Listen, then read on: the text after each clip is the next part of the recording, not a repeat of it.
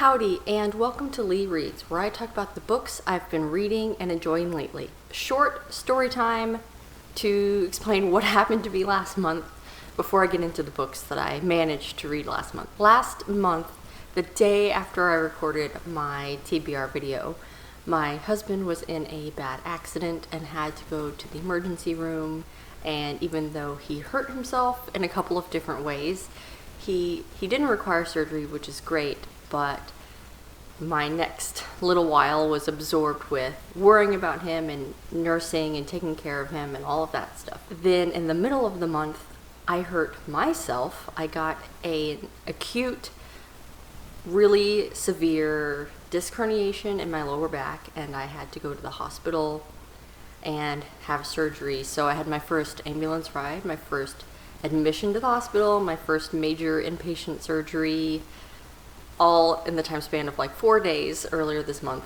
And you think when you're sitting in the hospital just waiting to go take the next diagnostic test, and then waiting for the results, and then waiting for a doctor to come talk to you, and then waiting for surgery, it would seem like you would have a lot of time for reading, but in reality it's just like staring into space and trying to not be in pain, and not a lot of complex thought occurring. My surgery was 2 weeks ago. I've been home. I've been a lot better. I'm not on pain meds anymore. My head's a lot clearer, so I've been able to do a lot more reading. But yeah, the beginning of the month, my concentration, not good. So it kind of impacted what I read, but I was able to do some reading. So without further ado, but with a sip of coffee first, I actually was diligent and I stuck to that TBR video that I made. I didn't think that I could do it, but I did, and actually I was really grateful to have it to give me some structure and actually some motivation when I was kind of laying there feeling a little bit blah. It gave me a little bit of drive to pick up a book rather than play a video game. The first book I read in July was Tropic of Serpents, which is the second novel in the memoirs of Lady Trent. She is a naturalist. She studies dragons in the atmosphere environment of like Victorian England kind of setting. And because of how she lives, she is accepted in society, but people kind of look at her sometimes with a raised brow, which she touches on in her novels. So her memoirs are about her adventures to these very exotic and exciting places in search of various types of dragons so that she can study them, and of course winds up getting into the thick of things wherever she is.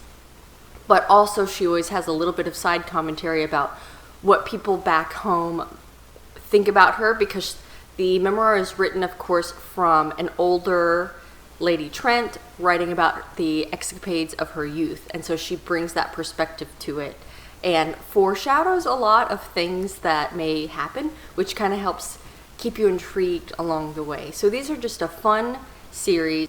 In this novel, she really becomes a naturalist in her own right, and while doing that is trying to avert some political disasters. About that time was when my husband got hurt and I was worried a lot, and so I turned towards Kindle Unlimited, which, remember, I had asked for recommendations because I have Kindle Unlimited for 2 months. I ended up reading, basically marathoning in a row, the first 3 books of the Gilded Prisoner series. It starts as a retelling of Midas, the man who everything he touched turns into gold.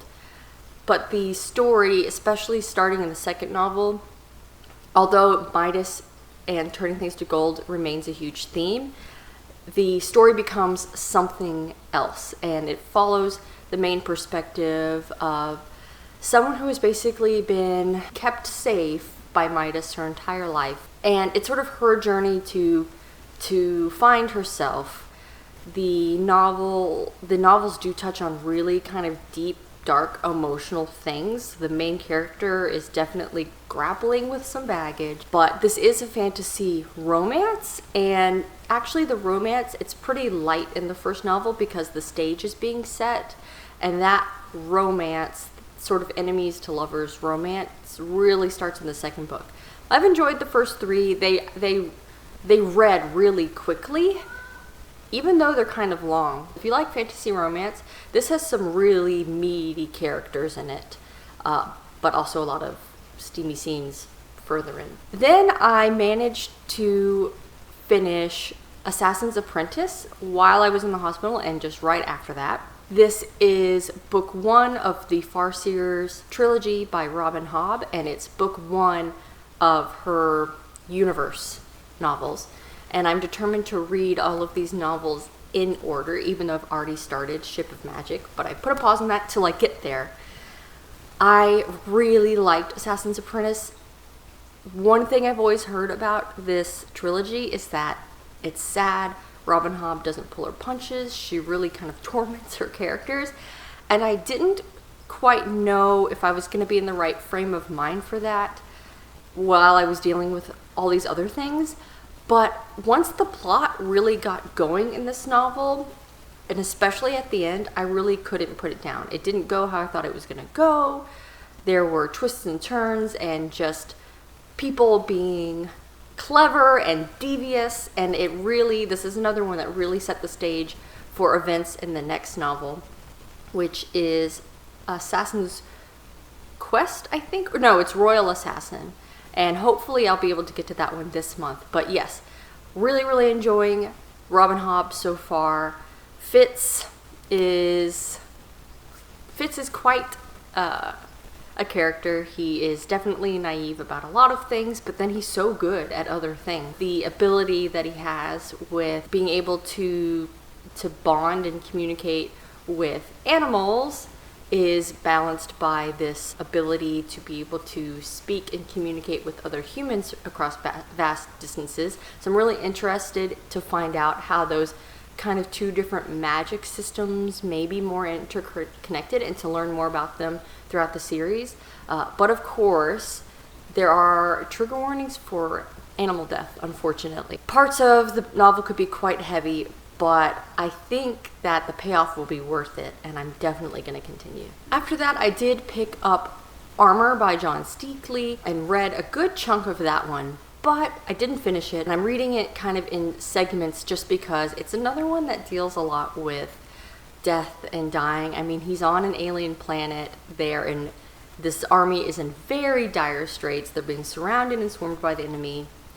There's a lot of intense things happening, and I felt like I wasn't quite in the right frame of mind to finish that in July, but I did make progress. The last book that I finished in July is Age of Swords by Michael J. Sullivan, which is book 2 in the Legends of the First Empire. These books, to me, they read so quickly because every character perspective is interesting and develops and propels the plot. I really enjoy viewing the story from their perspective, and the antagonist presented in the story is just like, you're just this naive, manipulable little kid, but it serves its purpose. So it's kind of frustrating to read the antagonist point of view. We are back with Wraith and Persephone and Suri, but we also are getting some more perspectives added in the story from really interesting characters. The world in the novel is definitely growing. In the first novel, we really focused on one particular village that these main characters were from, and now the events of the first book have triggered things that need to expand, and we are widening the area where the story takes place. The characters are going other places, and it's really building momentum. I'm trying to think if I finished any of their audiobooks or anything this month. I'm in the middle of a couple different audiobooks. But no, I don't think I have anything to report on that front. It was a strange reading month for me. My ability to focus was bad.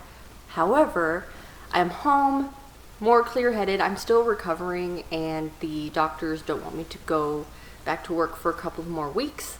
So I have more opportunity to do some reading that I am definitely going to take advantage of in this strange situation. Thank you so much for watching. I hope you enjoyed this video. As always, don't forget to support your local library. Thanks. Bye.